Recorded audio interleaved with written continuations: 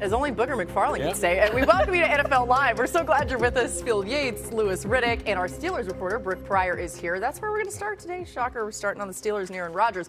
In Pittsburgh, the Steelers are still waiting to hear from Aaron Rodgers on whether he'll be back for another season.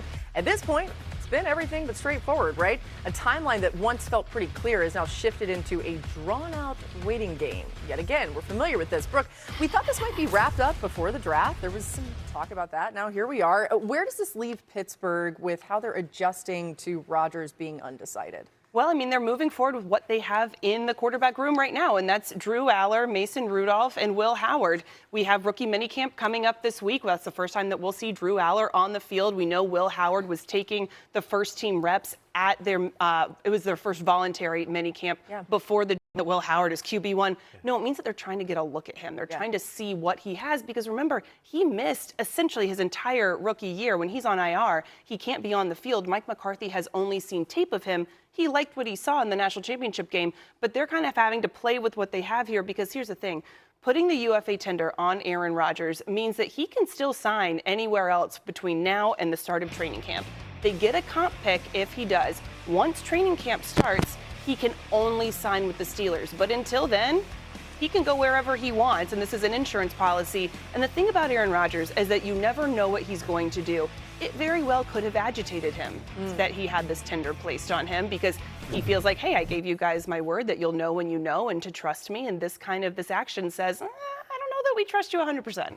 If Aaron's out there watching right now, take as long as you need. It's good for content, right? Certainly helps us and to not have my mental you lingering. health. Yeah, Slow time right maybe now. Maybe not great for Brooke, but we'll take it on the NFL Live front. That much is for sure. And I think for Aaron, let's be clear, for a guy that's been in the league for nearly 20 years, more than 20 years now, or close to it, I should say. The difference between your 1,000th and your 1,001st practice is there is no difference, right? He doesn't need these reps right now, but I do think this Pittsburgh Steelers team under a new head coach is probably saying to itself, it's not going to decide our season whether we have Aaron Rodgers available for some or all of OTAs or maybe even our eventual mandatory minicamp. But it would be nice, right? This was not exactly an offensive juggernaut last season. They have some new pieces, including rookie offensive tackle Maxi Anachor, a veteran wide receiver, and Michael Pittman Jr. They're going to figure into the mix here. That being said, I fully expect Aaron Rodgers to do this on his own timeline. He has so far this offseason, Laura. No reason for me to think that this UFA tender or the pressure of OTAs or the idea that someone might call him out for not being there during OTAs is going to influence Aaron Rodgers. He will decide whenever he is ready. Yeah, you're right. He doesn't care. Louis, let's live in a world where it were some of the other quarterbacks on the roster that Brooke was talking about. Do you think going with any of those guys would be a better move for the Steelers? I mean, you can't really make that determination because you don't know what they are. You don't know what they are at the pro level. And so now, would I theoretically want to do that instead of playing this game all the time and being stuck in this quarterback no man's land, this quarterback purgatory, and being, I don't want to say held hostage, but basically having your whole offense centered around what Aaron Rodgers feels like he's going to want to do from year to year? No, of course not. I mean, this is bizarro land with this football team, with this position and this player in particular. And that's not trying to be disrespectful to him. But look, what I want to see what Will Howard has, if he was given the majority of the reps, able to develop some chemistry with the first team offense, learning this new system. Would I want to see what Drew Aller looks like if I'm Mike McCarthy? I mean, he's the one who drafted him. He's the one who said, yeah, he's worthy of being a third-round selection. Yeah, he's a guy who a lot of people feel as though has the big arm and has really good highlight plays and really good, upper-level type plays, but then the lower-level type of plays just leave you scratching your head. Yeah, I'd want to see what we got. No, I don't think the Steelers should just go ahead and say, hey, you know what? We don't care what the season looks like. We're going to point towards 2027, see if we can address it then. But I would want to see what I have instead of playing this game year after year after year. No, you're 100% right, Louis. And the thing is, yes, Drew Aller does have a really big arm. And it's interesting because there's a chance that Mike McCarthy's going to have to, not even a chance, he will have to develop Will Howard and Drew Aller at the same time. And that could be a challenge because, yes, Will Howard was drafted a year ago, but he still essentially redshirted that year. And Mike McCarthy said, look, the only challenge there is the CBA and the amount of time that we have to work with these guys. But Drew Aller, I think, does have a lot of the intangibles that Mike McCarthy wants. He is a big quarterback. He has big hands. He's played in cold conditions. He's played championship-level football, not all the time, but he has that experience. So there's a lot to like there, but he's just got to get him out on the field. Yeah. All right, Brooke, you continue your Aaron Rodgers watch. We appreciate your time here. Thanks for being with us. And we'll keep an eye on it, folks. Let's talk about the Giants now. It's only been a few months, and we're already seeing the Harbaugh effect in action. Giants making offensive improvements like Isaiah Likely and Darnell Mooney. New York and Pro Bowl tackle Dexter Lawrence couldn't agree on things, so the Giants traded him to the Bengals for the 10th overall pick in the draft. That gave them 2 top 10 picks, and they did the most with it, right? The Giants landed Ohio State linebacker Arvell Reese with the 5th pick and offensive tackle Francis Maui-Noa at number 10, hoping to improve that O-line for Jackson Dart. And then yesterday, the Giants trying to replace some of Lawrence's production with former Lions D-tackle DJ Reader, who signed a 2-year deal. Reader started all 17 games for Detroit last season. Field, we've gotten a glimpse of how John Harbaugh is starting to shape this team. Right? You kind of see his fingerprints all over it. So where does this go next, especially when it comes to defining the offense? Yeah, Laura, I thought by the end of last season, maybe Jackson Dart's play had been underappreciated. There were some moments last year that were upper tier for not just a rookie quarterback, but just a quarterback in general. Went to Denver, had that team, a Denver defense that was playing dominant football, looking completely confused for about 3.5 quarters. They had the epic fourth quarter collapse. But I'm most curious to see how this offense deploys Jackson Dart as a runner. On the one hand, there was so much conversation about last year when Jackson, on 4 separate occasions, had to leave the game to be evaluated. Now, he returned in 3 of those 4 instances. One time he did not return. He missed time due to a concussion. On the other hand, he's one of the most gifted running quarterbacks that we have in the league. He had 9 rushing touchdowns last season, and John Harbaugh's been living in Lamar Jackson's world for the past 6-7 years now. So I do think the Giants are going to find a way to tap into what Jackson can do as a scrambler, while also being mindful that we know what the offense looks like without him, because last year without Jackson Dart, this team, it didn't have a great chance when Jackson was on the field, given their record last season, but they were just completely dead to rights when they didn't have Jackson Dart on that offensive field. Yeah, I mean, Lewis, that's the whole conundrum here, right? Like, how do you keep the greatness of Jackson Dart, his legs specifically, but also balance keeping him healthy? What would your recommendation be when you look at what this offense can look like? Yeah, I think it'll be very run-centric, and I think that's going to be something that, you know, John Harbaugh really does communicate to Matt Nagy, the new offensive coordinator, to kind of, I don't want to say take the pressure off of Jackson Dart, because you don't necessarily ever take pressure off of quarterbacks. They understand that at some point you have to throw the football to win. But I think play selection, play sequencing is going to be important. This cannot just be, you know, the air raid where Jackson Dart's just throwing the football all over the yard. He's having a lot of off-schedule plays, putting himself in harm's way and potentially getting knocked out of the game, because we all see, as Field has noted, we know what this offense looks like.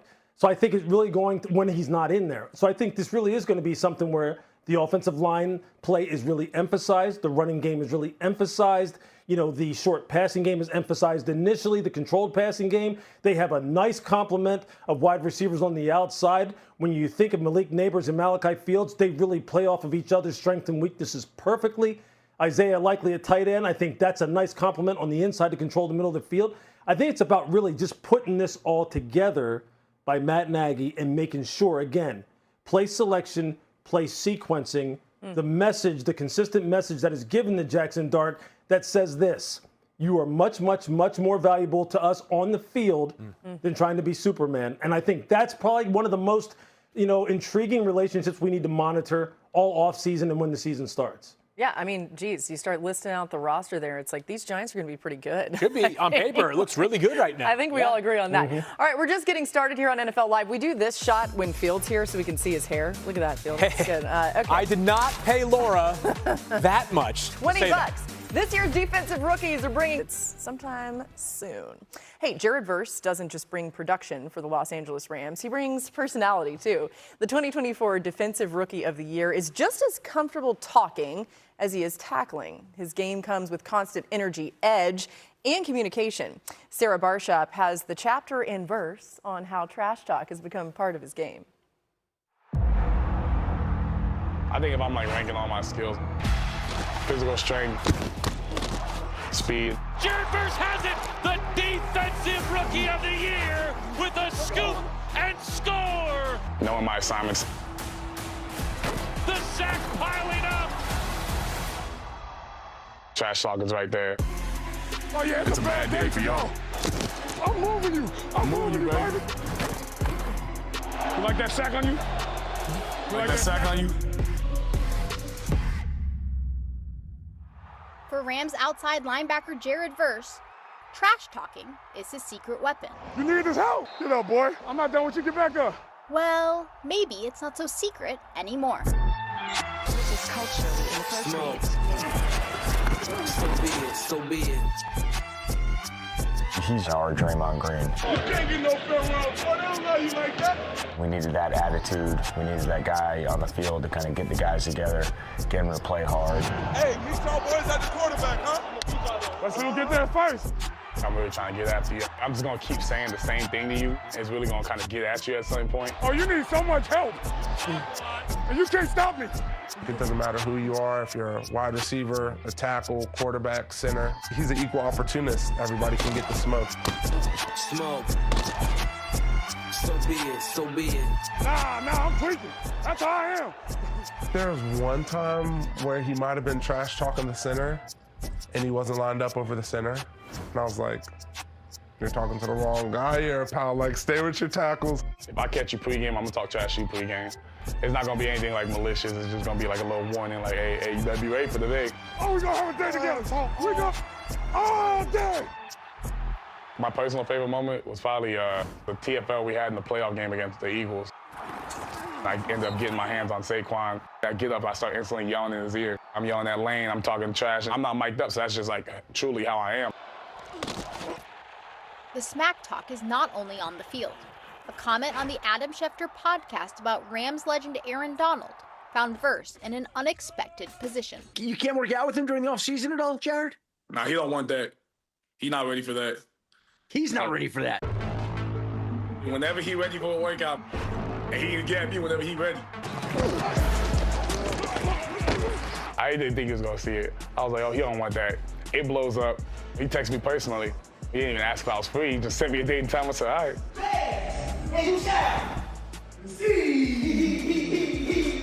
We do a full circuit of cardio. So I'm going fast, he's going fast. But we get through all the cardio. It's 2 circuits of cores. My core is burning, I'm tired. I'm already like 45 minutes in. I was just like, you ready for the real workout? I'm there for 2 hours. My arms are burning. I like looked at him, I was like, hey, bro, I gotta go let my mom in the house. He's like, give my wife your keys, she'll go let your mom in. I'm like, oh my God, this dude's psychotic.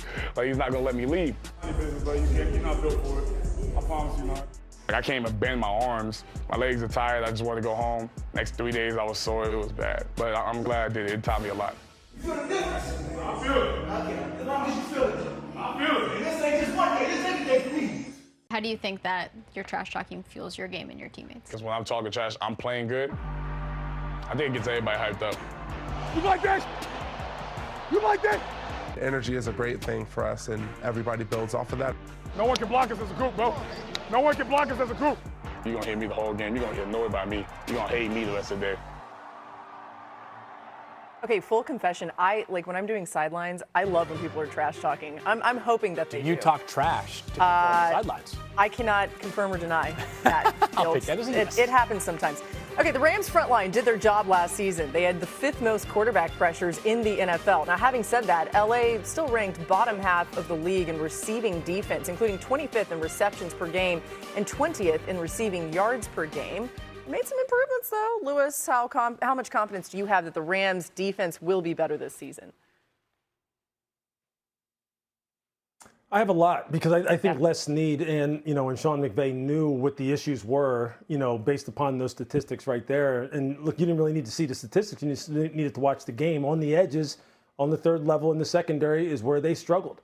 And so when they go out and get Jalen Watson and Trent McDuffie, that is directly a reflection of their need to improve that position in particular. I think at the safety position, with guys like Cam Curl, they are really good at the safety position. The safeties are really ball hawks. I think on the corners, though, is where they need guys who really come money time, third down, red zone, end of games, not allowing explosive places where they really needed to level up, and they did with both of these guys. Yeah, Lewis, I think the 13th pick in the draft kind of spoke to where this Rams defense is. You mentioned basically import the Chiefs cornerback room and you address their biggest weakness. But this Rams team, any weakness you wanted to point to on the roster right now, is a weakness that only becomes a weakness if something happens. The if meaning if Davante Adams gets hurt. Do they have a dominant wide receiver too in that scenario? They don't. The offensive line. Every team needs more offensive line depth. But part of the reason why they were emboldened to take Ty Simpson 13th overall, their only first-round pick after trading away pick 29 to Kansas City, is that their biggest need in sort of the most important need for this team is the eventual replacement to Matthew Stafford.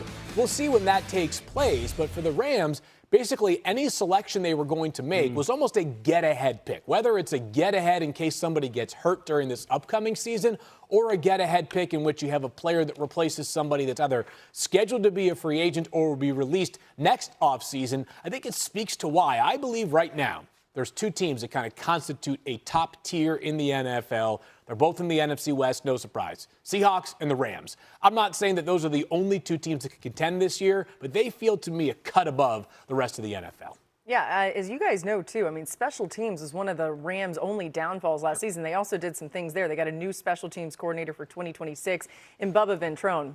I love a guy named Bubba. All right, still to come. Field thinks the Cowboys cooked on draft night. Okay, Field, but is Caleb Downs ready to turn this Dallas defense around? Lewis says yes. He'll explain the great defensive players flew off the board early in this year's draft. And now the conversation becomes, how can these rookies make an instant impact on their new team? So let's start in Washington, where the Commanders took Sonny Styles at 7. Styles, an upgrade for a Washington defense that finished 30th or worse in efficiency, yards per play, and takeaways last season.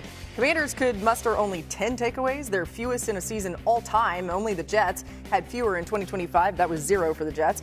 They're catching a stray in this. As Commanders GM Adam Peters tells us, Styles is just what they need.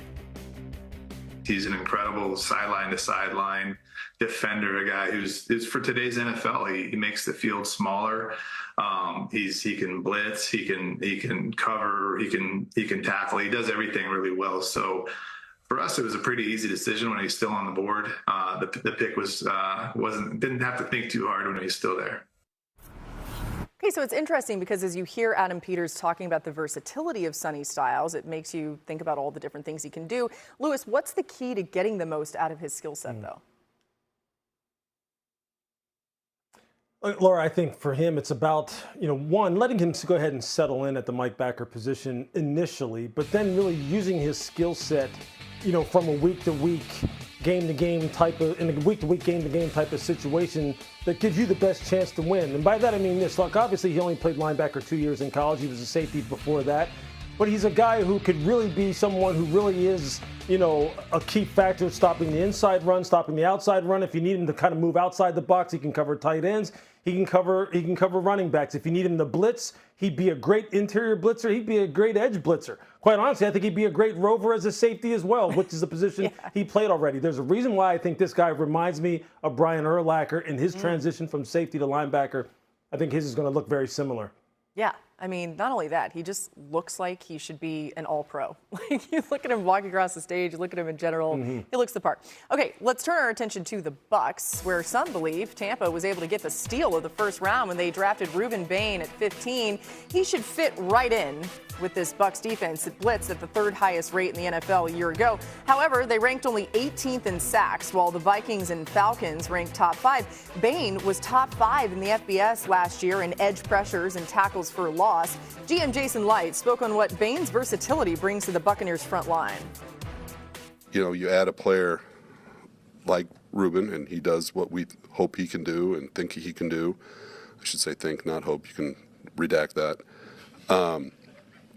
It opens a lot of things up. It makes everybody along the D-line better when you can have two, edge presences. The line, the protections don't slide as much. You have to decide where to slide them. Opens things up. It was cool. Actually, Jason Light was on the Pat McAfee show earlier this week, and he was saying just how excited they were that Reuben Bain Jr. was still there when they got to pick. But how important is it for Tampa to get early production from Bain? Yeah, Laura, I mean, the 15th pick in the draft is going to come with big expectations. You could make the case that Reuben Bain needs to be about as good as any of the early first-round picks for his team to really have a chance to achieve what it wants to do. You showed that graphic where it talked about how frequently the Buccaneers blitz. That's part of Todd Bowles' DNA. but nobody wants to blitz because they can't get home with 4 rushers on occasion. They want to blitz when they can throw it in as a curveball or because they are finding ways to generate pressure otherwise. The Bucs need Ruben Bain to be good in a hurry. This team lacks a dominant edge rusher. In recent drafts and recent off seasons, they've thrown resources at the pass rush. Hasn't quite come together, but this team has got a good enough offense to win the division. It's the defense that will determine that. Yeah, the Buccaneers ranked 7th in pressures last season, but only 24th in pressures among edge rushers. This guy looks to change that. Okay, let's go to Dallas, where the Cowboys drafted Ohio State safety Caleb Downs at 11. Dallas traded up to take Caleb Downs, and it's not hard to see why, right? The Cowboys not only had the least efficient defense in the NFL last year, but they allowed a league-high 46 completions of 25-plus yards. That's good for most in the NFL, or bad, I guess. New defensive coordinator Christian Parker on how Downs can turn this secondary around. Yeah, I mean, I think a guy like Caleb, he's a natural football player. He's one of those, first picks in the schoolyard, you know what I mean? So he's going to have natural versatility, and it's just a matter of, what he can handle mentally and how we fit everything together. He's the same guy we had in the building on the 30 visit, same guy we saw on tape, just an intentional person, consistent, really, just flatline, you know what I mean? Not like in terms of not having energy, but he's just consistent in terms of his approach and everything he does. Yeah, this guy is another ready-made pro. Lewis, what is it about Caleb Downs that makes him such a potential difference maker in this Dallas defense? It's the experience, it's the football intellect, it's the communication skills. You go to Ohio State and you ask Ryan Day what really makes Caleb Downs. It's all those intangible things that really elevates what is already natural, God-given athletic ability. Look, there's 2 things that lead to explosive plays in the NFL. One is coverage busts, and the other are double moves. It's one of those 2 things. When a plus 20-yard play happens, it's either it was a coverage bust or more times than not, some kind of double move and a DB got burned. The one thing that he will eliminate are the coverage busts. And we saw it time and time again last year with Dallas. The miscommunication in the back end, in the middle of the field, people just running scot-free. That will change with Caleb Downs at the command and control center. Laura, I remember the first time I talked to Caleb Downs, who was, 15 years younger than I am, and I felt like I was speaking to a grown man, an alpha. He is wired differently, that much is for sure. I think the Cowboys kind of cooked during the first round of the NFL draft. They moved up one spot to ensure we want to cook in January in the playoffs. That being said, for a team that took a lot of heat leading up to the draft about finding a way to nail it, I do believe this team, at picks 11 and 23, nailed 2 of their most important defensive needs to help them get back to even league average would be enough, given how good the offense is. All right, so cooking analogies, they're doing their meal prep right now, and then they're going to eat. I don't cook much, so I'm going to leave that stuff to you. I do. Thank you. Yes, Chef. I do. I do enjoy the kitchen. People that are get back in the kitchen, I'm I enjoy the kitchen, so thank you. New on NFL Live, Jets offensive coordinator Frank Reich spoke today on why Gino's fit is the perfect fit in New York. I think he fits perfect.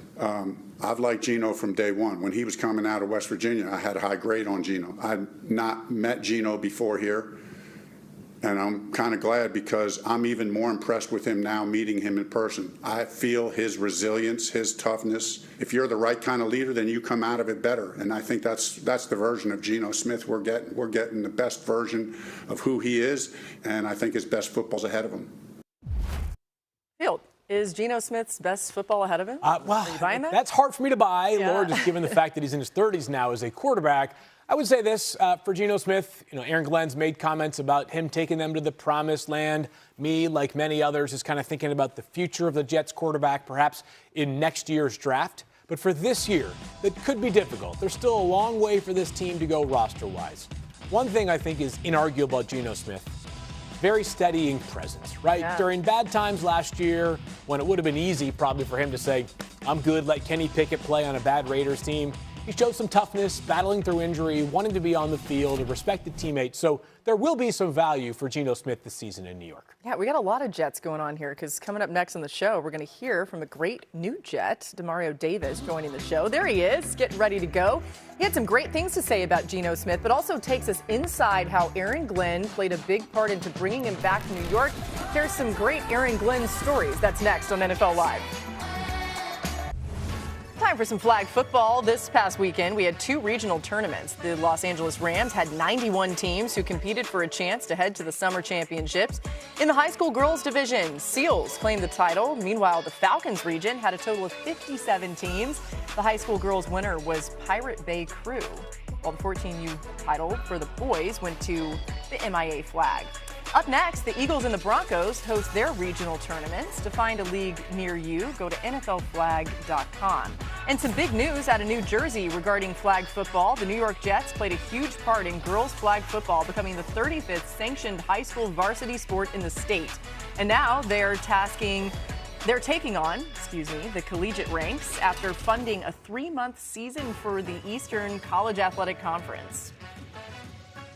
For more on that, we welcome in Jets linebacker Demario Davis to the show. So excited to have you. And the Jets and the ECAC made history as the nation's largest collegiate women's flag football league, crowned its first ever champion. Demario, what more can you tell us about what the Jets are doing in the flag football space? Oh my gosh, what is happening here with the Jets in New Jersey around flag football is mind-blowing. I've had much experience participating with flag football, doing it and seeing it be sanctioned in Mississippi and Louisiana. But to see the ECAC collegiate college girls have a championship after a 3-month-long season, full-blown, and then see a sanctioned New Jersey high school sports be added. It's so much happening, and this isn't just a one-time event, or a one-off event. This is something that's been going on for decades. So first of all, shout out to Woody Johnson and what he's done himself, the Jets, the Betty Johnson Foundation. Being exposed to this space and seeing what's happening here, particularly in New Jersey and with the Jets, is incredible. Yeah, it's so cool. Even the video we were just showing, just seeing the smiling faces of these girls, you see the foundation, how much it matters to them, how much it means to them. I love your involvement in it. Now, after everything you accomplished with the Saints, what ultimately drove you the decision to come back for a 15th year and start a new chapter with New York Jets? Everything that I'm seeing, honestly, being here, not even a full month. And everything that I decided to come here, I'm getting a chance to participate and be a part of. Number one, it was about, helping create a special defense and helping the defense take that next step. And AG calling the shots and being with all these guys, the guys he's brought in through free agency, the additions that they made in the draft, you're seeing that. And getting a chance to be a part of it, the energy that's bubbling up inside the building is incredible. The second part was the locker room. As a tenured guy inside the game, the addition that I feel like I can make to these younger guys, helping them become pros and young men. I just left a men's fellowship that had guys in there, young guys, talking about different things dealing with family and finances and all those things. So getting a chance to show up as a mentor, in those type of spaces, helping these young guys take the next step. You got some incredible young guys, Tavondre Sweat on the front. You got, bringing in a guy like Nashawn Wright, getting a chance to play with somebody like Jamie Sherwood, who will be, the linebacker in arms right beside me. And getting a chance to pour in these guys, help them take the next step, not just on the field, but off the field, but the community aspect. I think before we even showed up here, my wife and I, people knew what we had done with Devoted Dreamers and what we've done around the country, particularly around youth development and education, and being able to partner with the Jets and projects like what's happening with the flag football, creating a pathway for girls going from youth to high school to collegiate sports. And on the other side of Olympics, we'll see potentially pro sports. This is incredible. This is groundbreaking, but this is what's happening in the community here. And this is why I chose to come to a place like this, because out of all the work that we've done up to this point, I think it will be 10x to 100x here, and I'm really excited about it. Yeah, we saw your 5 girls and 1 boy have a really great reaction to your return. Let's listen to it first, then I'm going to ask you about it. Everybody stop. It's going to change the history of our lives forever. Well, it's going to be part of your history already. We are going back to the gym.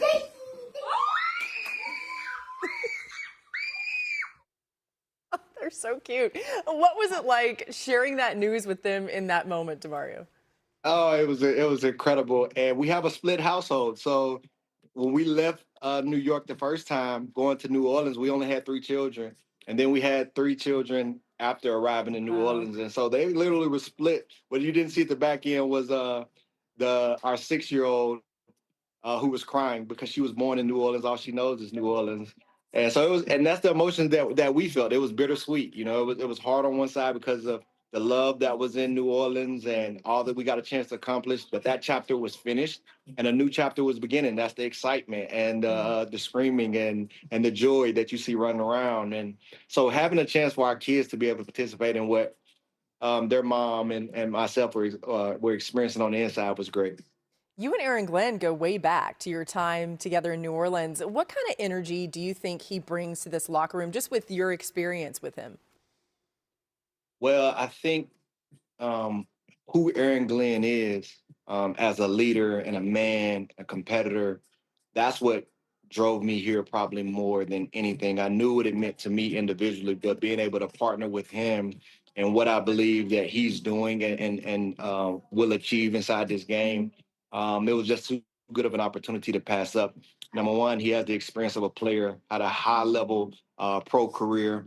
Then as he got into the football off the field side, he went into scouting. And so he's learned how to build a roster, how to put a team together. And then he went into coaching and climbed the ranks. He was a defensive backs coach where he called me from New York to come be in New Orleans. He was the one who saw what I could be before the world saw it inside the game. And took that chance on me. You don't know what a draft is until the players actually play, but just as far as projection wise, they're just unbelievable. But that goes into not just who he is as a leader, but the way that he's spent the time climbing the ranks the right way. And so being able to partner with him in this, I'm more than elated. Yeah, you know why he wanted to partner with you, Demario. We appreciate your time. It is always such a treat to talk to you. And thanks so much for spending some time with us today on NFL Live. Laura, you're the best. Take care. Coming up next on the show, Jordan Love gaining